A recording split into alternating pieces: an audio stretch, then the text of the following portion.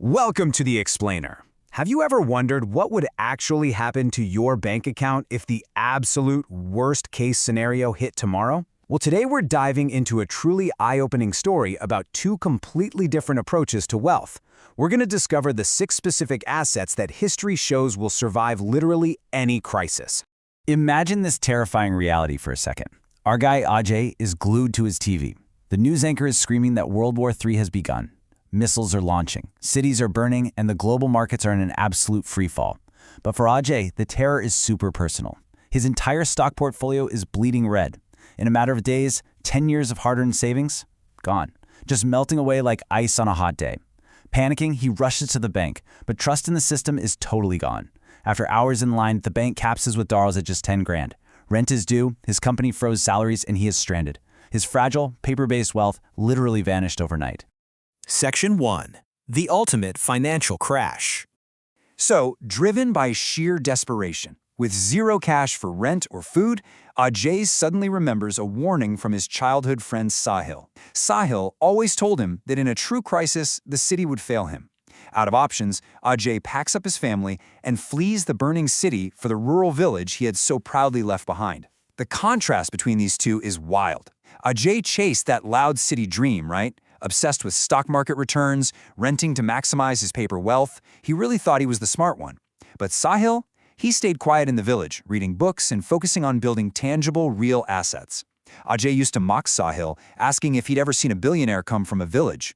But as we're about to discover, Sahil was building an entirely different kind of resilience. Section 2. Paper versus real wealth. When Ajay gets to the village, he expects to find his friends struggling in rural poverty. But man, is he in for a shock. Sahil is living like a king. He's got a massive, beautiful house, his own tractors, endless supplies of stored grain, and a thriving network of people coming to him to do business. While the city is literally burning, Sahil's village is this incredible oasis of stability. A tearful Ajay asks how this is even possible, and Sahil smiles and drops this absolute truth bomb, which is basically the core thesis of everything we're looking at today. In a financial crisis, wealth is not destroyed, it is transferred. It transfers straight from the folks holding fragile paper to the ones holding real, tangible assets. Section 3. Land and gold protect wealth. Sahil then takes Ajay on a farm tour to reveal the exact anti-fragile assets he used to secure his future. Asset number 1, productive land. And we're not just talking about empty dirt here. We're talking fertile, farmable land with a solid water source. Because, in a crisis, you can't eat paper money. Sahil points out that this is exactly why billionaires like Bill Gates are aggressively acquiring millions of dollars worth of farmland today. And the historical data backing this up is insane. Take the 1923 Weimar Germany hyperinflation crisis. A Berlin banker literally lost 30 years of savings, all kept in government bonds and banks, until it couldn't even buy a cup of coffee. But just 40 miles away, a farmer with productive land thrived. His grain became so valuable that city folks were trading grand pianos and jewelry just for a sack of flour. The exact same thing happened in Zimbabwe in 2008. City savers held trillions in useless paper notes, while the farmers who controlled the food supply held all the real power. Moving right along to asset number 2, gold. Sahil takes Ajay to the local jeweler to explain that gold isn't just some speculative investment. No, it is centuries-old financial insurance. If you trace the timeline of the French Revolution, the trap becomes super obvious. In 1789, the government rolls out a new paper currency called assignats. People trusted it at first, of course, but within just 5 years, it lost 99% of its value.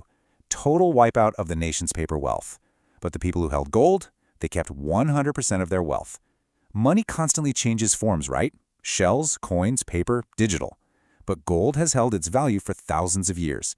It's exactly why central banks worldwide still hoard it today, even while they print paper money for the rest of us. Now, Ajay is just stunned. He asks Sahil, how do you know all this history while living out in a village? Well, Sahil reveals a surprisingly simple secret to financial literacy. He didn't need a fancy city education. He literally just watched educational videos online and used an app called Summary Board. For just 99 rupees a month, he accessed animated video summaries of over 70 powerful books. Titles like The Psychology of Money taught him these exact historical lessons. It just goes to show that the right knowledge, actively applied, is your true foundation for survival.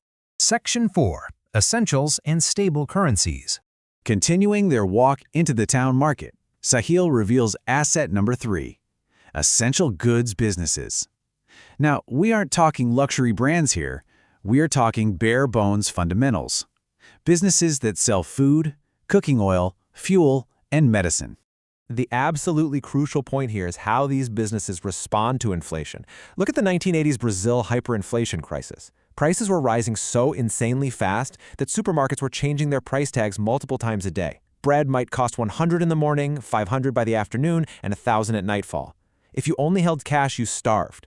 But the owners of those essential businesses, they thrived because they could instantly adjust their prices to match the inflation, protecting their wealth in real time. Which brings us to asset number 4, stable foreign currencies. Sahil visits a friend who trades in foreign exchange just to break this concept down. This reveals a really harsh divide during a national crisis.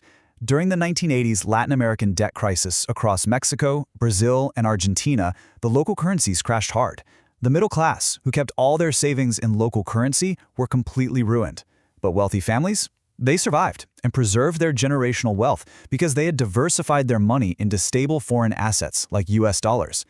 Having a portion of your wealth outside your local failing system is a massive, massive safety net. Section 5. Real estate and survival skills. As the tour nears its end, we hit asset number 5, real estate.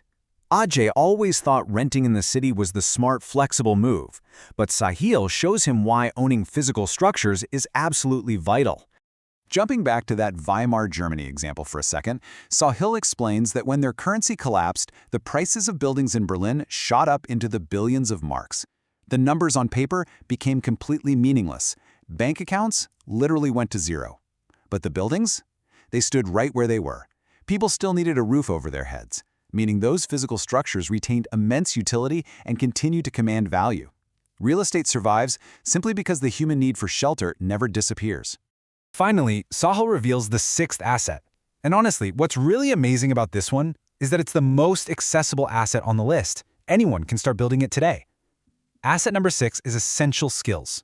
The 1946 Hungary crisis is the perfect example here. Prices were doubling every 15 hours. Government employees on fixed paper salaries literally starved, but the plumbers, mechanics, and electricians, they thrived. Why? Because when the financial system completely breaks down, society just reverts to a barter economy. These tradespeople could trade their physical labor for food and supplies. A real-world skill is an asset that can't be taxed, it can't be frozen by a bank, and a government sure can't inflate it away. It lives inside you. Section 6. Wealth is transferred, not destroyed. By now, Ajay is completely humbled. He realizes those smart city strategies were actually incredibly fragile.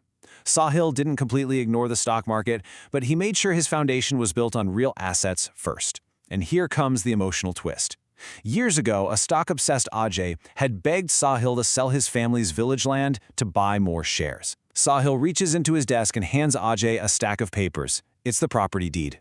Sahil never sold Ajay's land. He actually transferred his own money to Ajay back then to protect his friend from his own foolishness. He knew that one day, when the paper system failed, Ajay would desperately need this tangible safety net. Ajay breaks down in tears, deeply grateful for his friend's ultimate wisdom. So that brings us to the ultimate takeaway of this explainer. If a crisis hit tomorrow, are you holding fragile paper? Are you holding real assets? Productive land, gold, essential businesses, stable foreign currencies, real estate, and essential skills. The system is pretty much designed to keep you chasing paper. But real resilience? That comes from things you can touch, use, and trade. Take a hard look at your own portfolio today. Are you ready? Thanks so much for joining me on this explainer, and I'll catch you next time.